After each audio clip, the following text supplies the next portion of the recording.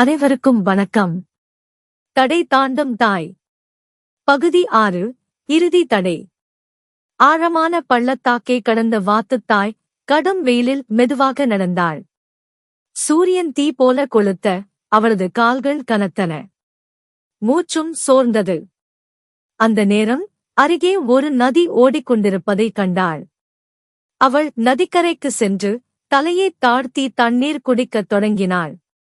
தண்ணீர் குடித்துக் கொண்டிருக்கும்போது திடீரென தொலைவில் இருந்து குரல் ஒன்று அவளது காதில் விழுந்தது. அம்மா, அம்மா என்று குட்டிகள் அழைக்கும் சத்தம். வாத்துத் தாய் அதிர்ச்சி அடைந்தாள். அவர்கள் எங்கே என்று ஆர்வத்துடன் தேடத் தொடங்கினாள். கண்கள் சுற்றி பார்த்தன. நதிக்கரையில் விரைவாக ஓடத் தொடங்கினாள். சில நொடிகளில் அவள் பார்த்தது 4வது தடை.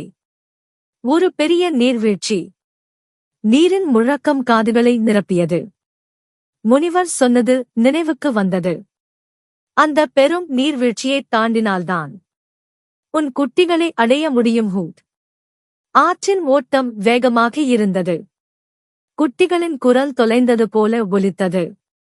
இனி விரைந்து செல்ல வேண்டும் என்று அவள் மனதில் உறுதியாக நினைத்தாள். அப்போது நதிக்குள் இருந்து ஒரு பெரிய முதலை மேலே வந்தது. ஏன் இப்படி கவலையுடன் நிற்கிறாய் என்று கேட்டது. வாத்துத் தாய் முழு கதையையும் சொன்னாள். முதலை மெதுவாக தலையசைத்தது. பயப்படாதே, நான் உனக்கு உதவுகிறேன். என் முதுகில் ஏறு. நான் உன்னை நீர்வீழ்ச்சி விளிம்பு வரை அழைத்துச் செல்வேன்.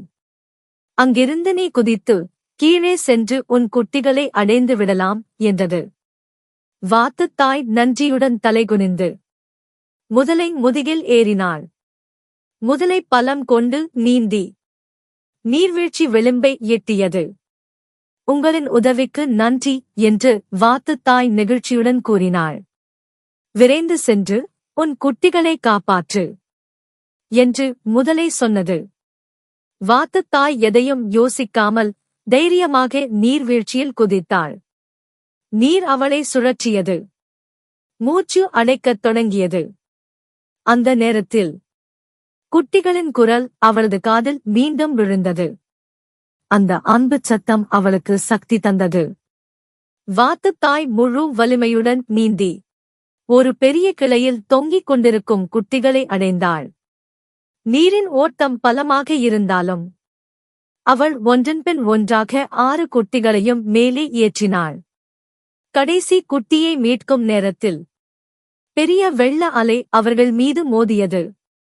அனைவரும் கீழே விழப்போகும் போதும் குட்டிகள் தாயை இறுக்கமாகத் தழுவிக்கொண்டனர். இறுதியில் அனைத்து குட்டிகளையும் கரையில் ஏற்றி வெற்றிகரமாக காப்பாற்றினாள். அந்த சமயத்தில் முனிவர் வந்தார். நீ உண்மையிலேயே தைரியத்தின் உதாரணம். எத்தனை தடைகள் வந்தாலும் தைரியமாக போராடி உன் குட்டிகளை காப்பாற்றிவிட்டாய் என்று பாராட்டினார். அதே நேரத்தில் முன்பு உதவிய முயல், மின்மினி, யானை, பறவைகள், முதலை அனைவரும் வந்தனர். நாங்கள் எல்லாம் முனிவரால் உனக்கு உதவ அனுப்பப்பட்டோம் என்று சொன்னார்கள். வாத்துத் தாய் ஆச்சரியத்துடன் முனிவரை நோக்கினாள். நீ என் உயிரைக் காப்பாற்றினாய். மேலும் உன் குட்டிகளைப் பார்க்க பல தடைகளைத் தாண்ட வேண்டியிருந்தது. ஆனால் மனம் அஞ்சாமல் தைரியமாக முன்னேறினாய்.